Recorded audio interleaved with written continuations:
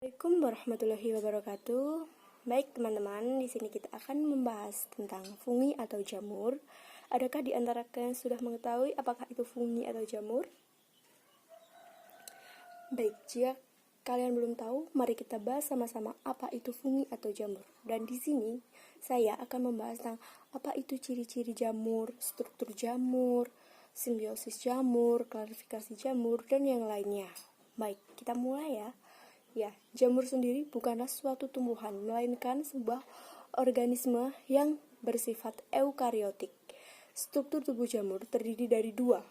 Yang pertama yaitu uniseluler atau bersel satu, dan yang kedua adalah multiseluler atau bersel banyak. Ya, sedangkan dinding sel jamur terdiri dari kitin, bukan selulosa seperti yang ada pada sel tumbuhan. Jamur juga tidak memiliki kloroplas.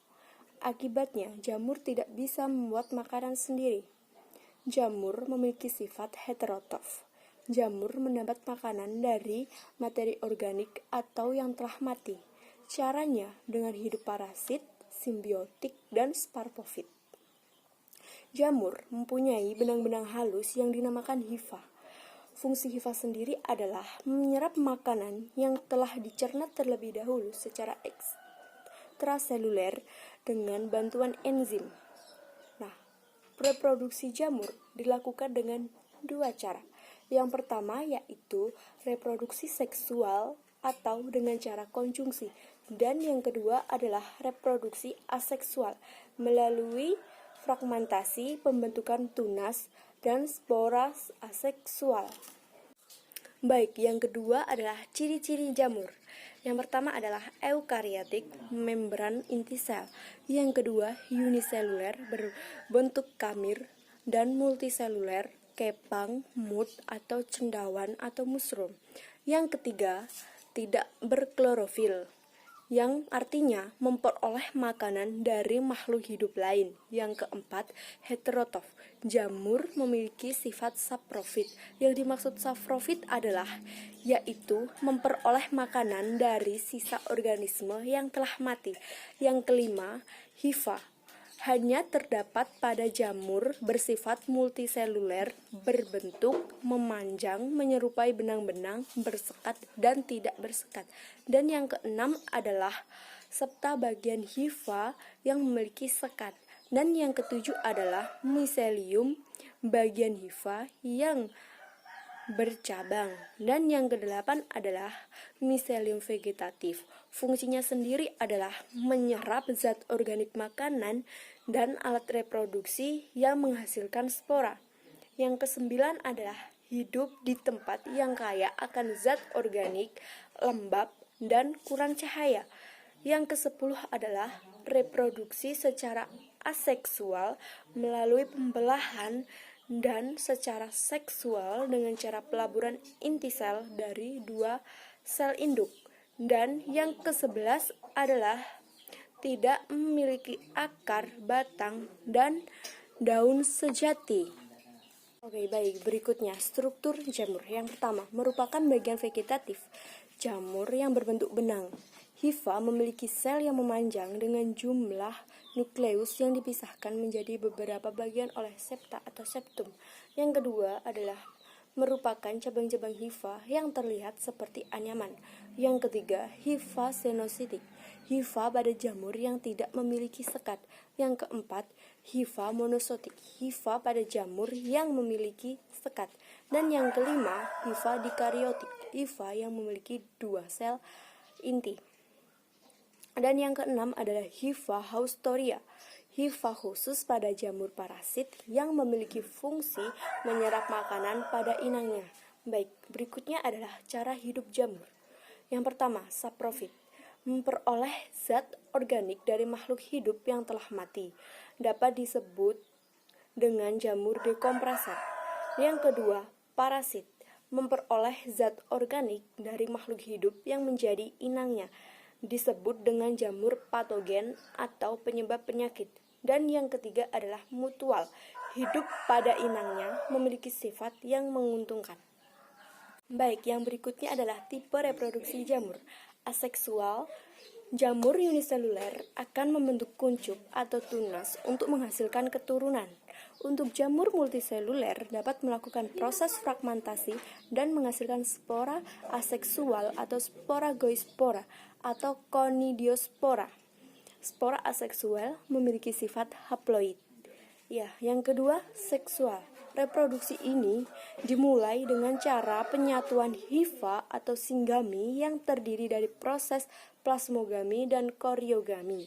Dari proses tersebut akan menghasilkan spora seksual, yaitu zigospora, askospora, dan kadiospora. Ya, selanjutnya adalah klarifikasi jamur. Berdasarkan definisinya, jamur dapat diklarifikasikan ke dalam 4 kelompok. Yang pertama adalah Asocomaditiona, adalah bersifat parasit dan saporfit. Contoh A. Aspergillus, jamur yang hidup sebagai saprofit dan parasit. B. Claviceps purpurea, jamur yang hidup parasit pada bakal buah graminea. C. Neurospora, kerasa, untuk pembuatan oncom. D. Penicillium, sebagai saprofit di semua tempat. E. Saccharocarmices, ragi, kamir, dan years. F. Trichoderma, penghasil protein sel tunggal. G. Hilaria tabacina, hidup parasit pada tanaman petai Cina. Yang kedua, Basidiomycotina, hidup sebagai saprofit dan parasit, berkembang biak dengan cara seksual. Contoh, yang pertama, Amanita phalloides, hidup pada sisa-sisa kotoran ternak sebagai saprofit. Yang kedua, Auricoloria polytricha, hidup pada kayu yang telah mati sebagai saprofit atau jamur kuping. Yang ketiga, Clarivia zipeli, terdapat di kawasan hutan sebagai saprofit. Yang keempat, Polyporus giganus, yang hidup di kayu yang telah lapuk atau biasa disebut dengan jamur papan. Yang kelima, Pleurotus, hidup di batang kayu yang telah mati atau masih hidup yang biasa disebut dengan jamur tiram. Yang keenam, Puccinia graminis, hidup sebagai parasit pada daun rumput-rumputan. Dan yang ketujuh, Ustilagomeidis, hidup sebagai parasit pada jagung. Yang kedelapan, Fulvoriella volvacea, dapat dimakan atau lebih dikenal dengan jamur merang. Baik, yang ketiga adalah Deuteromycotina, berkembang biak dengan cara seksual. Kelompok jamur hifa bersekat, hidup secara saprofit pada sisa makanan, tetapi ada juga yang bersifat parasit. Jamur ini dapat menyebabkan penyakit pada manusia, ternak, dan tanaman. Contoh yang pertama adalah Candida albicans, hidup parasit dan penyebab penyakit infeksi pada vagina. Yang kedua, Cadosporium curvulania epidermopaton flocosum, menyebabkan penyakit pada kaki atlet. Baik, yang ketiga, Helminthosporium oryzae, menjadi parasit menyebabkan kerusakan pada kecambah buah pada tanaman inang serta menimbulkan noda hitam pada daun. Yang keempat, Trogophyton dan Merosporum, menyebabkan penyakit kurap. Dan yang kelima adalah Sclerotium rothschild, menyebabkan busuk pada tanaman budidaya. Dan yang keempat adalah Zygomycotina, yang bersifat saprofit dan multiseluler atau bersel banyak, yang berbentuk benang atau hifa yang tidak bersekat. Contoh yang pertama adalah Rhizopus, proses pembuatan tempe. Yang kedua, Rhizopus nigrocans, menghasilkan asam fumarat. Yang ketiga adalah Mucormucedo, hidup pada roti dan makanan yang mengandung karbohidrat. Dalam bidang industri makanan dapat dimanfaatkan dalam proses pembuatan tempe, roti, dan tape. Dalam bidang industri, minuman dapat dimanfaatkan dalam pembuatan anggur dan bir. Dalam industri farmasi dapat dimanfaatkan pada proses pembuatan obat-obatan atau zat antibiotik. Dan berikutnya adalah peran jamur. Yang pertama, Saccharomyces cerevisiae, untuk membuat tape. Yang kedua, Saccharomyces cerevisiae untuk membuat roti. Yang ketiga, Aspergillus oryzae, pembuatan seks minuman khas Jepang. Dan yang keempat, Neurospora Cytopila, pembuatan oncom. Yang kelima, Aspergillus wentil, membuat kecap. Yang keenam, Penicillium camemberti dan Penicillium requervarti untuk membuat keju. Yang ketujuh adalah Penicillium notatum dan Penicillium carizogenium, penghasil antibiotik penisilin.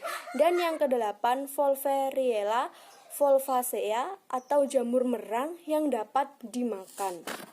9. Auricularia polytricha atau jamur kuping yang dapat dimakan. 10. Rhizopus oryzae untuk membuat tempe. Peran jamur yang menguntungkan sebagai dekomposer atau pengurai, hasil penguraiannya akan dikembalikan lagi ke tanah sehingga dapat menyuburkan tanah. Sedangkan jamur yang merugikan adalah yang pertama, Fusarium, menyebabkan penyakit pada tomat. 2. Puccinia graminis atau jamur karet menjadi parasit pada tumbuhan Graminea dan tumbuhan dikotil. Yang ketiga, Saprolegnia parasitica, parasit pada ikan. Yang keempat, Ustilago atau jamur api parasit pada jagung dan tebu. Yang kelima, Aspergillus flavus menghasilkan racun aflatoxin yang mematikan. Jamur bahkan menyerang bahan-bahan yang bernilai ekonomi seperti kulit, kayu, tekstil, dan lain-lain. Baik, yang berikutnya adalah simbiosis jamur, terdiri dari 4. 1. Lincen atau lumut kerak merupakan simbiosis antara jamur dan mikroorganisme berklorofil. Sifat simbiosis mutualisme atau saling menguntungkan. Berdasarkan simbiosis tersebut, jamur akan memperoleh manfaat dari hasil fotosintesis mikroorganisme, sedangkan mikroorganisme mendapatkan suplai air dan nutrisi lain dari jamur. Sumber lain mengatakan, lincen merupakan hasil simbiosis antara Asimycotina dan Basidiomycota yang dinamakan dengan mycobion dengan alga biru atau alga hijau dinamakan dengan phycobion. Adapun struktur dari lichenes. 1. Lapisan korteks merupakan lapisan luar yang terdiri dari sel-sel jamur yang rapat dan kuat yang memiliki fungsi untuk menjaga agar lichenes tetap tumbuh.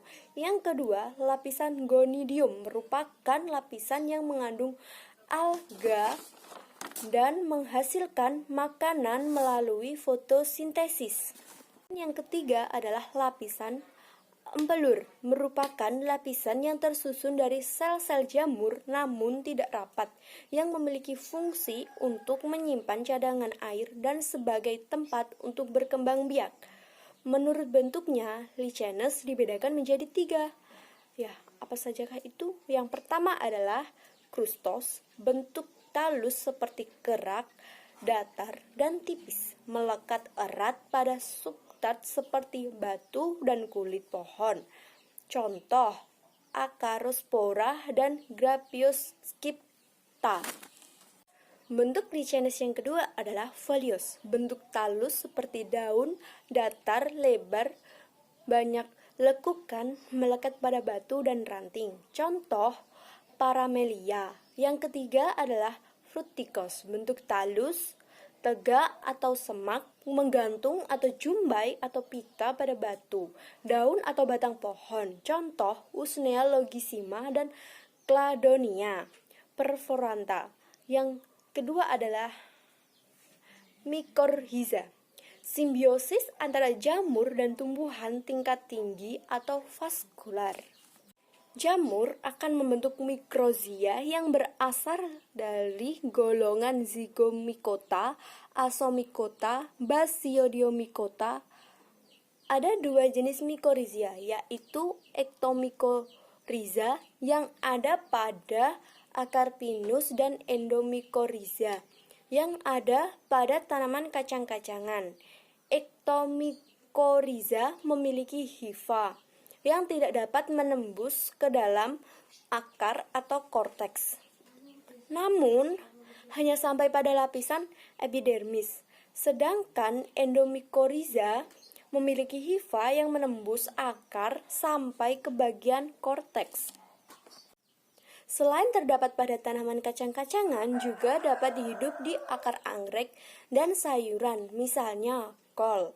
Berdasarkan simbiosis tersebut, jamur akan mendapatkan manfaat senyawa organik untuk suplai makanan.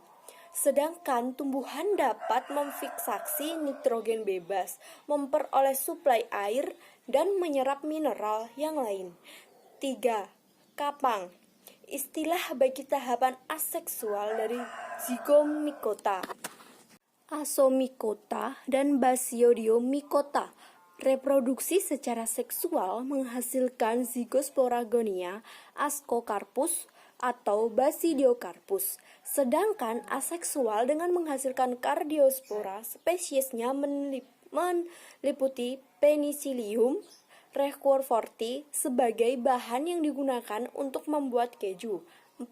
Kamir atau ragi. Jamur bersel tunggal, habitat air dan lembab, reproduksi secara aseksual dengan tunas, sedangkan seksual dengan cara membentuk askus atau basidium. Spesiesnya adalah Saccharomyces cerevisiae yang digunakan sebagai bahan pengembang roti dan fermentasi alkohol Candida sp yang dapat menyebabkan penyakit pada manusia. Oke, materi yang saya sampaikan sudah selesai. Dan sekian dan terima kasih untuk kalian yang sudah mau melihat dan mendengarkan materi yang telah saya paparkan. Wassalamualaikum warahmatullahi wabarakatuh.